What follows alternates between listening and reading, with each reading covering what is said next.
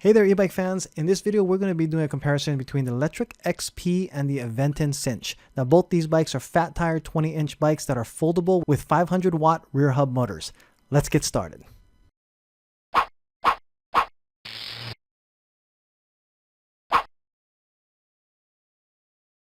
Alright, before we start this review, I just want to give a shout out to all of you out there with just a heartfelt gratitude for all of the support that this channel has been getting and the nice comments and the communication that's been going on. It's been so awesome, and thank you so much for those of you who are liking the videos and also subscribing. And if you haven't done so yet, you know, it really helps the channel if you like this video or subscribe at the bottom. Just feel free to click that and we can get started on the review. A lot of people have asked about other reviews that I might be doing regarding, you know, other different types of bikes, and I wanted to go ahead and start with two bikes that I did a lot of research on early when looking for my e-bike. Now I decided on getting a full-size fat e-bike, which is the Bolton Blackbird, which I placed an order. Some of you have seen that video on the comparisons I did. And on my journey to doing research, these two bikes that you see here, the Lectric XP and the Aventon Sinch, were two that I immediately started looking at because a friend of mine had both of them. He had bought both at the same time, got the Lectric about maybe 4 weeks after, and then the Aventon Sinch came out about 5 weeks or vice versa. But within 4 to 5 weeks, he had both his bikes. And the reason why he got two is because, well, one was for him and the other was for his wife, so they could go riding together. And he mentioned that he had both these bikes coming in and that they were actually a lot of fun. And when I asked him about why he got a foldable smaller bike instead of a full size, he said mostly it's because he wanted the ability to put them in the car so he could take them around further out than our local area. And which made a lot of sense. But for my means, I asked him, you know, if I was going to do a longer commutes daily, what he thought. And, you know, he said that these bikes would do great, but I personally just thought I wanted a bigger bike for the longer commute ride that I'd be doing. Now, I do have a Lectric XP, the step through, and I would definitely use that bike for, you know, the commute that I would for my ride. Now that I feel more comfortable and feel how solid it is. You know, when I was just looking at these bikes at first, I just thought the bigger bikes looked more solid, and with the bigger wheels, I just felt as though they might be a little safer. Now, these 20-inch wheels are a lot bigger than what they look like on the picture. When you actually get up next to these bikes, they're quite large. So it's pretty awesome. And again, another reason why I wanted to talk about these two bikes, and I know that there's like the Rad Mini out there, and there's the Yami Fat Bear or the Rattan Fat Bear and these other bikes, but these two kind of really stayed at the top of the list, and I just thought two bikes would be great. And then you could actually, you know, if you want other bikes reviewed, maybe I'll go ahead and do that as well. But I'm going to start with these two. Both of them, you're going to be able to get them for under $1,500, and that's Aventon, the $1,499. Their Sinch is $1,499. Now it doesn't come with a lot of accessories on that. We'll be reviewing that as well, and we'll also be reviewing the performance between these two bikes. But let's go ahead and start with some of the specs. Here we have you know, my standard charts that I look for, and now I didn't put all the little things like the pedals and some of the smaller items. These are the main things that really I was trying to do a comparison on. So first of all, let's start with the price. We have $899 for the Lectric XP. Now that also comes in black, so you have both of these models that you can get. Now the Sinch as well has the white and the black that you can get to, so you have that pick there. Now the Sinch is $1,499, and so you'd ask, well, why would I go with a $1,499 bike versus an $899 if, you know, $899 is fine? And one of the main things my friend Kyle had mentioned about that was the Sinch is a bike that had better quality parts, but there's nothing wrong with the Lectric XP. So it's like getting the Lectric XP is a bike that has decent parts all across the board, and they didn't go cheap on anything there. They just went more on the affordable but yet good quality, whereas the Sinch went with some of the higher premium type items. And another thing is, the main thing that you'll notice when we start going through this list is the ride on the Sinch with the front fork was a big deal, and of course those things cost more than a rigid fork, so that's where your big price point difference really began. But let's go ahead. $899 and $1499, both you can get for these prices that you see on the website, and they come with shipping included, so both free shipping. The only thing you'll have to pay for is your tax on top of that. Now, one benefit to the Aventon Sinch is that you can get these bikes at local bike shops. They actually have distributorships, or shops that they work with, that they'll go ahead and put these bikes in shops where you can buy it for this $14.99 price. And what that means is not only do you have the opportunity to support your local bike shops, but you have a place to take it where, if in case there's any problems with it, you have actually local support to help repair or do maintenance on the bikes itself too. So that's actually a really big deal for a lot of people. For me, had my local shop had it in stock, and also if my budget wasn't a concern, I definitely would have gotten the Aventon Sinch from these other shops there.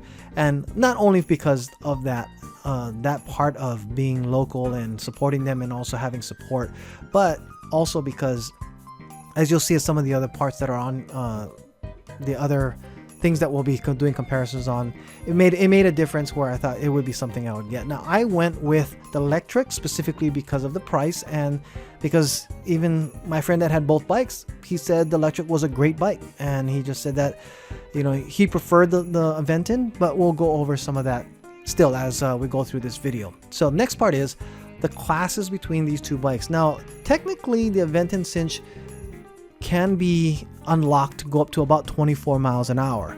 Now the Lectric XP goes 20 miles an hour out of the box, but it can easily be unlocked to go up to 28 miles an hour.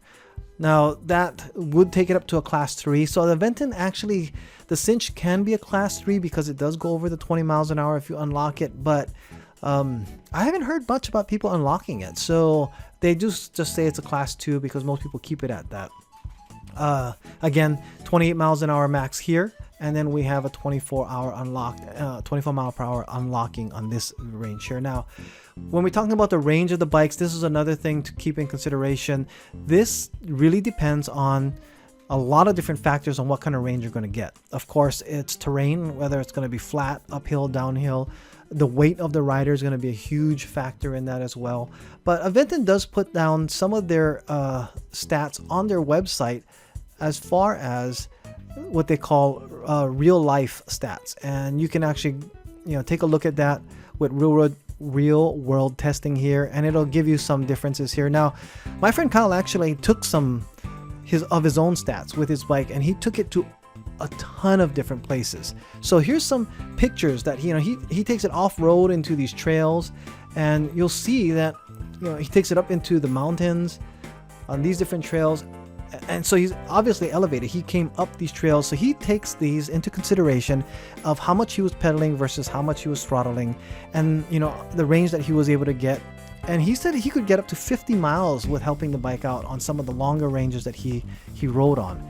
So that's pretty awesome on what he could get, and that's a real world type riding up in trails. So, you know, you can get some pretty decent distances on these bikes itself. So we have, again, the Lectric XP can go up to 45 miles if you're helping it. Now that could be helping it quite a bit, but then again, both of these, you're just gonna have to take their word for it and kind of do your own testing at that point. But know that you can probably get about 30 miles on one battery trip usually, with helping the bike, just what the average rider will get. Now another big thing that people are asking, well, what kind of motor does it have? Because brands do make a difference. But both of these are brands I'm not really very familiar with. The Shengi, I've heard, is a pretty decent brand, but the Lectric has its own private labeled brand. I mean, there's no indication of what it is. Some people think it might be a Bafang motor, but, you know, I don't know. Nobody really knows exactly what it is. So Lectric does have their own, and it's a Shengi motor, but both are rated at 500 watts nominal. So, you know, that's what they're going to run at, you know, with your average speeding of going about 15 to 20 miles an hour with helping with some pedal assisting there. Now again, you can get up to 800 watts on the Lectric XP. That'll push it to about 28 miles an hour, and Aventon claims that they can go to 750, which is about your 24 mile an hour unlock that you'll be able to get there. Again, for those of you who watched the other video, you don't want to keep pushing the motor at 800 watts continuously at this motor peak, because the motor will overheat and the bike will shut down. Then you have to wait for it to just cool down and get back up. But you can also burn out your motors if you're pushing it too much. So the 500 watt nominal, they're both about pretty accurate. I'd say that's good. As far as the torque goes, that's something that has to be tested. I'm not real sure how they got these. This comes actually from the electric bike review site of where I got these, and I believe they might actually have it on their sites here of what their torque is at. But some people say torque doesn't really matter. I mean, it's a rating, yes, that you can use, but of course the bike's weight and what gearing you're in and everything else that's actually taken as a factor needs to be taken as a factor of whether or not this is going to be something that you're going to take a lot of credibility for. Just so you know, anything that has this green inside of the cell means that these are the better rated between the two. If there wasn't really something I could really rate, as far as now, if some people might say, well, $8.99 should be rated green because it's a better price, but you get what you pay for. So I didn't mark it because you're paying for better parts on the Aventon or higher end parts. Doesn't necessarily mean that it's a better price between the two. As far as value, they were equal to me. I have the Lectric XP and it's a fantastic bike for $900. It's crazy how good, well made it is, and I love it. And the Aventon Sinch, when you look at that bike, I've seen it up close at my local shop, and the welding and the way that this bike is put together as well, it's an awesome, well put together bike with great parts. So that's why there's not one that's rated higher than the other between these two. When looking at the batteries, so we do have a larger battery at 14 amp hours for the Aventon Sinch. They're both 48 volt batteries between the two, but you know, with that you're going to get 672 watt hours versus 499. So bigger battery, better range, that's going to be out of that. Now LG and Samsung cells are both very good cells. They're both name brands. They're not some off brand that you have to worry about. So again, both of these are comparable. I'm not a battery guy, so someone might say that Samsung's better than LG, but as far as I know, or for I've seen, name brand cells are what the main thing you want to be looking at. So we have both of that here. Now, charging, you definitely get a better charger with the Aventon at 3 amps. That'll cut down about, you know, an extra third of your charging time. So you get 4.5 hour charging time versus 6. Again, the next thing we have brakes. You have a higher quality brake at 180 millimeters on the rotor versus 160. A lot of people saying that the speed that these bikes go at 20 miles an hour, you kind of want to get at least the 180. I mean, I don't know if I would say that makes a really big difference, because at 160 my bike can stop really fast, but 180 definitely is going to be a better, faster stopping type mechanism. So again, you get a little better part here. Now both tires on here are 20-inch by 4-inch tires. You get Kenda with puncture resistance, and you get again either the Chaoyang or CST puncture resistance. Now these tires, they're great tires that I've seen on here. And actually this shouldn't be green. I just realized that when I first put this on, is because a lot of people were saying that it didn't have puncture resistance on this, but I did see it on their website that they do have it, so that will be changed.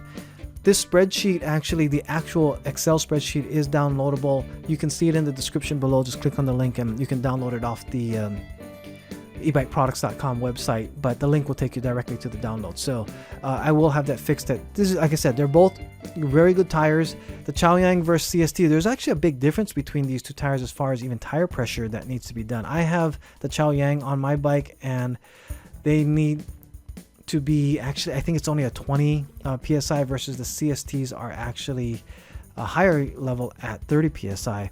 And I'm not sure where the Kendas are at, but again, as far as tire size, they're all the same. Now, the type of riding that these bikes are, you're going to be doing for either one of these bikes, they're both able to handle some off-roading on there as well. As far as throttling goes, both have different types of throttles. One is the throttle on the Lectric XP is a lot like a motorcycle or moped throttle. It's a twist that's in your right hand, whereas the Aventon has a thumb throttle. You just kind of push with your thumb on your left hand side, and to some people that might seem a little odd, but for others they just say that you just get used to it really quick. A lot of reviews that I've seen on different websites have just said that once you get used to it, it's no big deal. It's not a detriment to your riding enjoyment. So some people in fact like the left hand throttle because it's not in the same side as a shifter, which is like I said, it's really a matter of preference on how much you like it or not. Now, this is where I would say the next part is the rear rack, or some of the accessories we're going to be covering is where the Aventon kind of lacks in your maybe some accessory necessities as far as your price point would go. And that is because the Aventon Sinch does not come with a rack. You can buy it separately. So some people attach it to the seat post, like this here, this picture that. And I don't know if this is an Aventon part, but I know that it's a third party, which doesn't give it a lot of stability because it's only being held on by the arm here. So just something to keep in mind. This is not maybe necessarily the best bike if you want to carry stuff on the bike itself. It definitely, the Lectric XP, it also come with panniers, the bags that actually hang over the rack as well. You can get those as a $50 value. There's some actual YouTubers out there that have these codes that you can use to put in to get the bags free as well. So that's also another option that you can take a look at there. But just know that there is no real rack. It's optional that you'd have to buy, third party on the outside maybe, and there's no mounts for it on the back side there as well. So again, the next thing that I have here that's rated as high is that the Lectric XP rates it as 330 max rider weight, load weight on it, where the Aventon Sinch is only giving itself 300. And that now this 330 is including the weight if you're going to put anything on the rack itself. That's a total weight load that you're going to be looking at. So that's something that you can also take into consideration while looking at that. The standover height between the two, you have a 25-inch on the Classic, which is the bike that you see right here on your screen, or you can actually get a step-through model which has all the same parts. Oh, here we go. The step-through, all the same parts except for the frame, which is a little different, where as you can see the lower frame segment down there is step-through, which is the same bike that we actually ended up getting, which brings your standover height down to 18.5 inches, which is actually quite low. And the cool thing about having a step through is that if you have stuff on your rack, like I mounted a crate so that I could carry stuff in it, it's hard to swing your leg over, where you can just put your leg right through to get through it. Whereas the standover height on the Aventon definitely is higher at 28 inches. On here, you're going to be looking to have to swing your leg over to the back side, or really lean the bike lower to get your leg over through the front mid-frame area.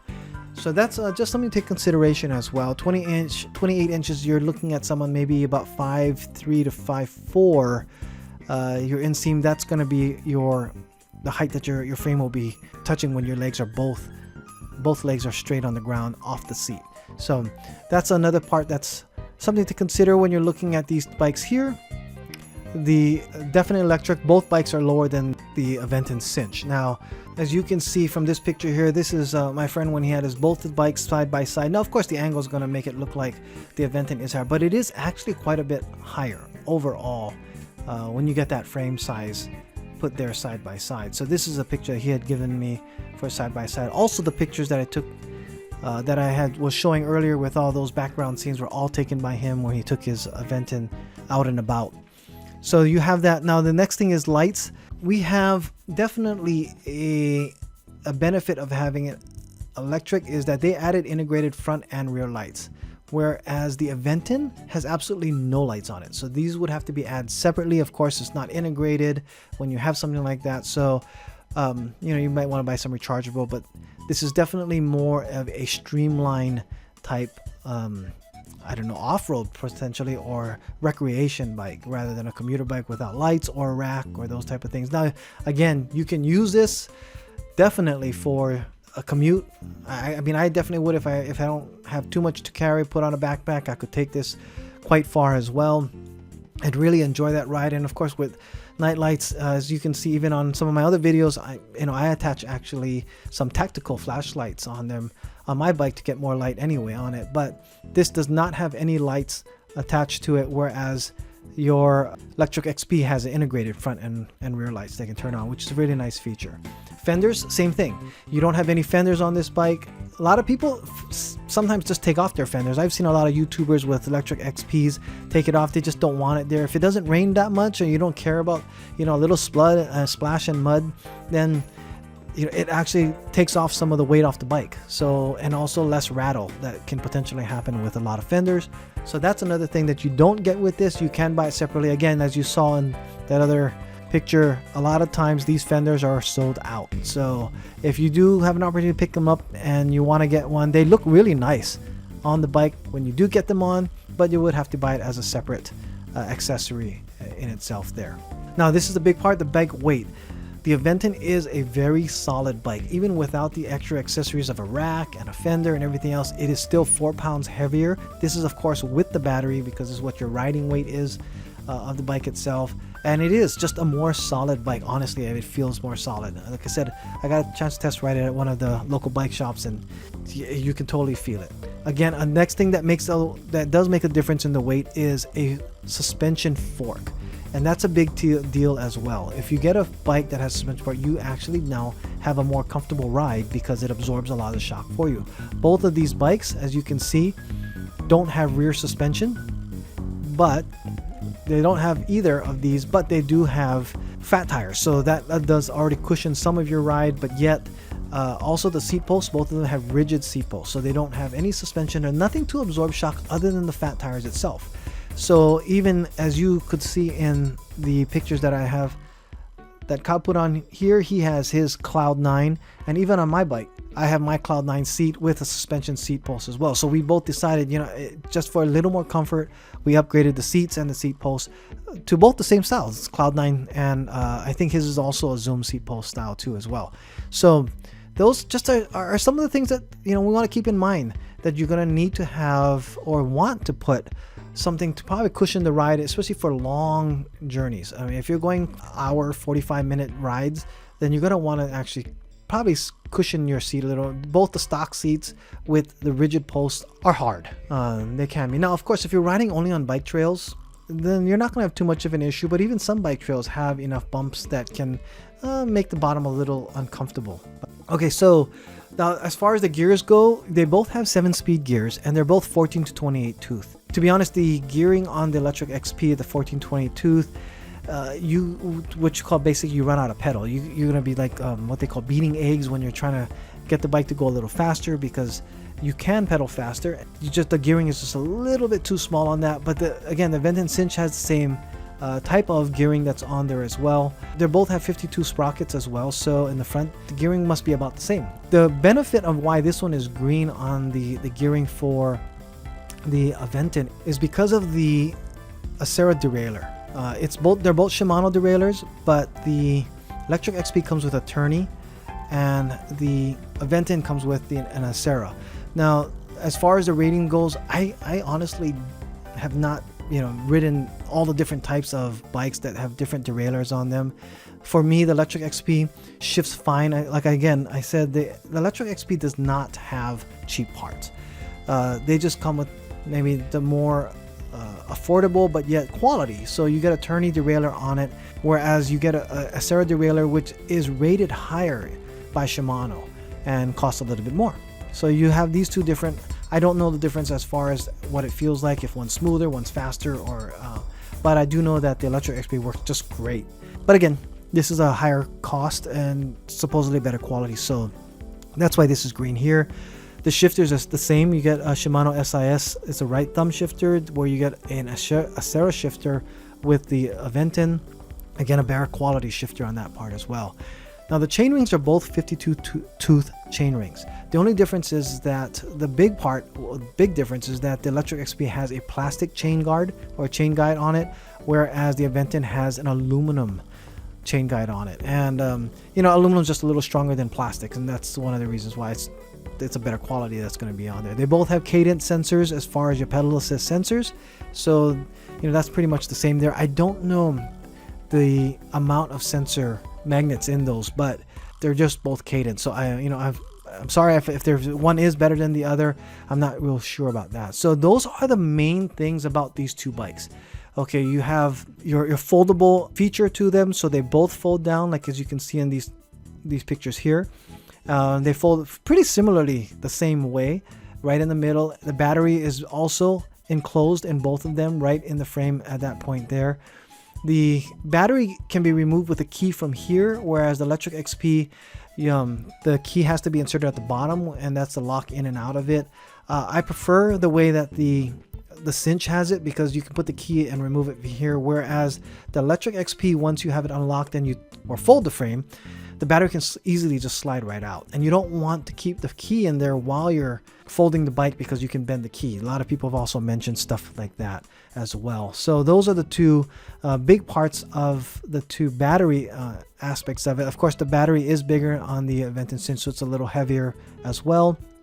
The other pros and cons that were mentioned about this. Okay, so one of the big things about the Aventon bikes, and that comes with, from what I hear, most of their electric bikes, is that in order for the throttle to kick in, you need to actually have at least a half turn or a full turn of the pedal before the throttle kicks in. So which means if you're at a dead stop at a stoplight and you hit the throttle, it won't go right away. You need to actually pedal a little bit, which could be not necessarily problematic, but maybe just a little inconvenient. Like say if you're on a slight incline and you're at a stop and you want the motor to help you right away, you're gonna have to pedal a little bit first before the motor will kick in. Now, Aventon has claimed from others that have asked them that it's a safety feature, but I don't know. I love the ability to go ahead and hit the throttle on my Lectric XP and then start pedaling at the same time, but the motor is assisting me so I get a faster start. It also helps that if you're a little off-road and the bike comes to a stop, that I can just hit the throttle and it'll help me keep going again, whereas the Aventon won't get that help unless you start pedaling again. So that's something to keep in mind. A lot of people who have actually had these Aventon say that they don't mind it. It's not a big deal. It doesn't happen very often, so that they just deal with it and they just love their bikes anyway. My friend Kyle said that also the Aventon Sinch seems to have a faster start once the motor kicks in as well. He just feels as though the torque is a lot stronger when he does it. Even though the torque is rated better on the Lectric XP, he just feels as though that the Sinch actually has a faster jump start. The biggest benefit to the Aventon Sinch of what you're paying for is the fork. The suspension fork that's on here, yeah, it's a 45 millimeter. So it's not a really big range that the fork does go, but it is, again, it's a 20-inch fat bike, so it doesn't need to have that much, but it does help absorb a lot. It makes a big difference. Pros found at the local bike shop for the Aventon. Pros for the Lectric XP, it's super budget friendly. They're solidly built, and 28 miles an hour, they can actually go pretty fast. That's really easy to get to that speed with these bikes. The softer ride with the Aventon was the big benefit there. Again, and the cons that it's a stiffer ride definitely with the Lectric XP, but you can offset that easily with suspension seat post and a softer seat. You still want to do that probably with the Aventon anyway, but it's also extra soft with the front suspension. That also helps there. And of course, the Aventon, the one big thing that is lacking, it doesn't come with all of those extra accessories that the Lectric does. So you get fenders with the Lectric XP. You just get a lot of features. I just super that. The budget friendliness also means that you also don't have to spend extra on the lights, the rack, and the fenders itself. In the end, I still ended up with the Lectric XP because the cost is just there and you get a great bike and it's a lot of fun. Now, if you're going to be taking it off-road, Kyle says that when I asked him, so why would somebody want to get the Sinch over the Lectric XP? And he said definitely by far it's because he doesn't feel comfortable taking the Lectric XP in the places that the Sinch goes. If you look at some of these pictures, he definitely goes up some high trails. These are all adventures that he's gone on in our local valley here, that he just says, when he jumps on the Sinch, he'll know he'll get there and he'll have a very solid ride. He doesn't have to worry. And it's not like he would have to worry about the Lectric. Whenever his wife goes riding with him, they stay strictly on the bike trails. There's, again, nothing wrong with the Lectric XP. It's solid. I take it in some rougher areas but I do feel that the bike is stiff going through a lot of those areas there. But it's a beautiful bike and they both work really well.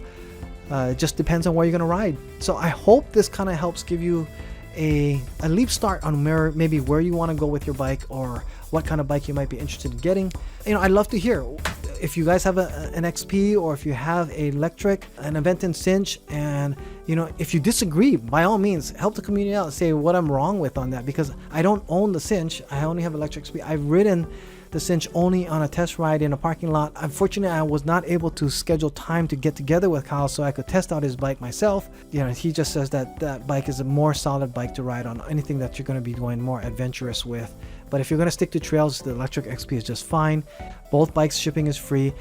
Again, comment below, like this video if you've gotten this far and you agree or disagree. I'd love to hear comments. Please subscribe to the channel if you want to get more updates on other things that are going on with the bikes. And again, subscribe, hit the bell next to it, and you'll be notified when that comes out as well. Thank you so much for watching. Again, thank you guys so much for your support, and I will see you in the next video.